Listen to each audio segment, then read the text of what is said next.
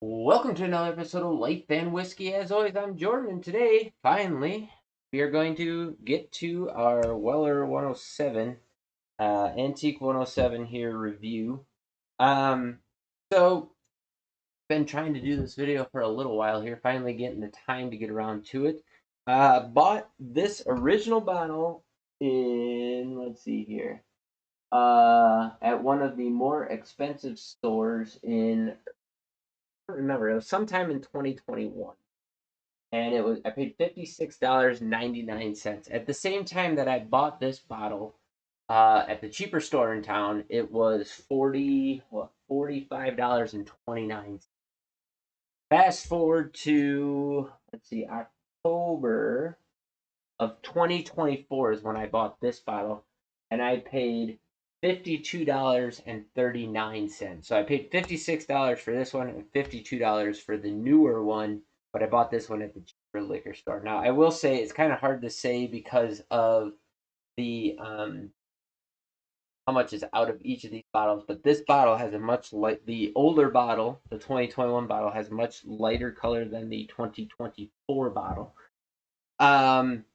If you've been watching the show, you know there is something. This bottle, the 2021 bottle, has had a funk from the day that I bought it. And I don't know if it's because, if the cork had a problem, but that cork even now is still sealed up pretty good. I think it's just the bottle, but um, kind of crapped all over this bottle. My hunting partner loved it, a bunch of other people loved it, and I was like, man, I'm not seeing it. And then in 2023, I bought some bottles for my hunting partner. I bought two of them and brought them to him when we were picking up my puppy from him. And we cracked one open, and man, I think we might have killed. It was either that or the EHT. We killed a bottle anyway, one or two nights, and and I remember he had a 107 and we were drinking that.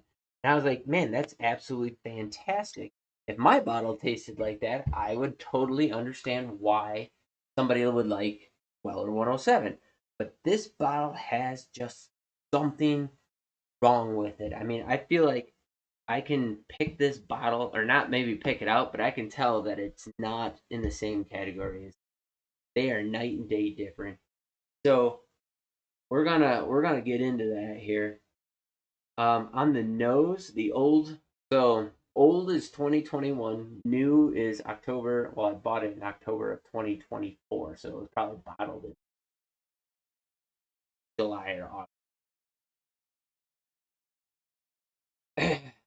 This has a slight, so it's sweet in the nose, as far as a light brown sugar, that classic Buffalo Trace apple floral note, and there's a little bit of a chemicalness to it. That makes it just less refined. So on the nose on the new one.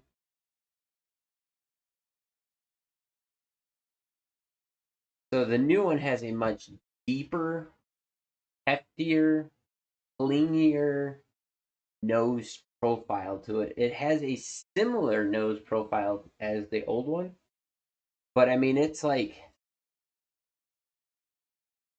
easily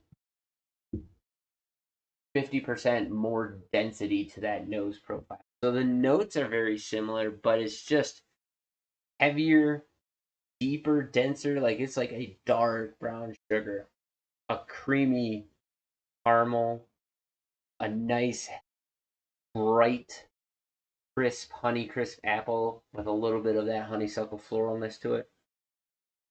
Compared to this one, okay, it's the old one. So going in on the taste,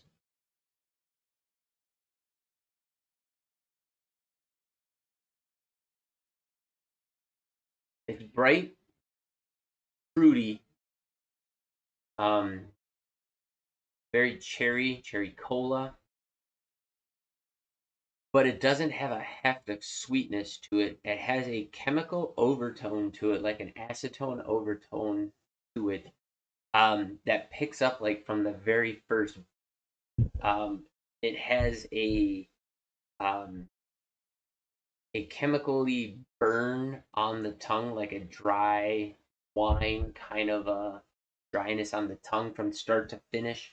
It doesn't cling, it doesn't linger, and the chemical flavor is what lingers in the aftertaste for me. Um, it's just not an enjoyable.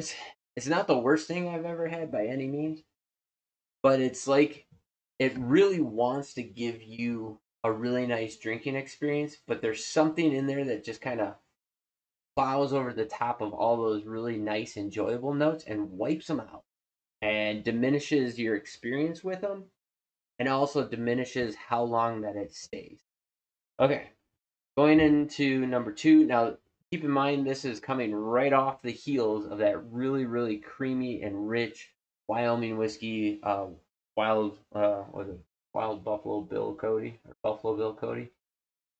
Whichever one it is. Going in on a sip.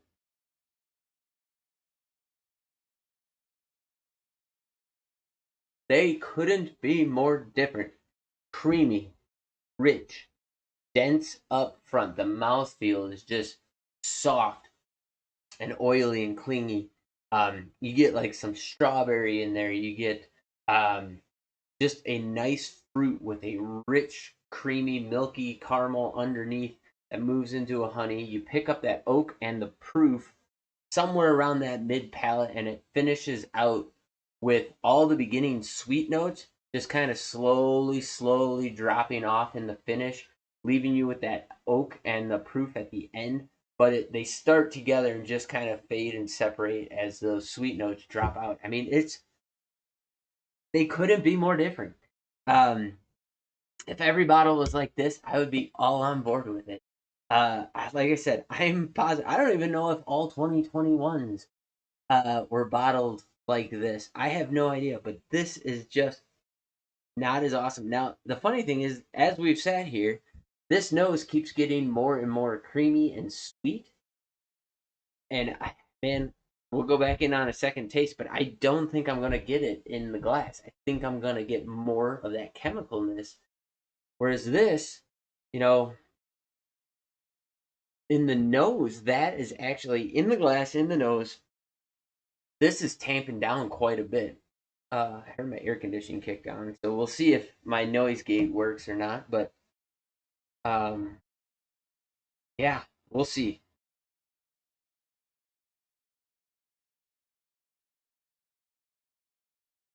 Okay, I'm a little bit wrong on that. The chemical is not as harsh, but it is a bitter, acrid chemical. There's a little bit of sour that kind of pushes through on the end. That kind of picks up, and it's not saponification. It's not that soapy note that comes from bottles being down, below the halfway point for long periods of time. It is something all unto its own, and it's been from start to finish with.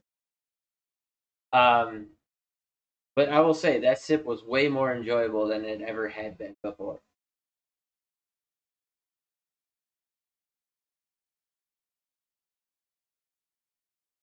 But it still just doesn't hold a candle to it. Creamy and rich, rounded, well rounded in there. If somebody were to say smooth, it just has a very voluptuous flavor profile mouthfeel to it. It is the dame you want to take to the dance right there. So I get it from this standpoint. If this is what you are being representative with, I'd be out.